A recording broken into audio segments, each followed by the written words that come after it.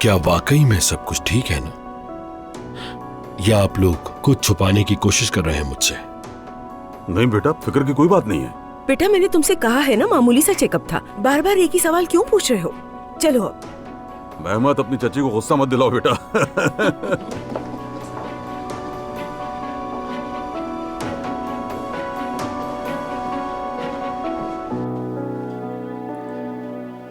मुझे बाबा का ख्याल रखना होगा, मगर पहले अम्मी से बात करना जरूरी है। मुझे भी बता देना, ठीक है?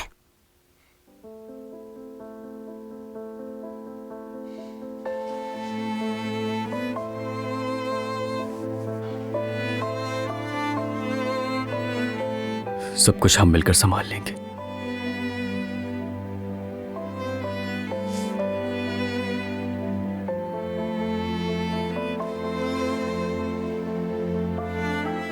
मेरी खबर का इंतजार करना तो।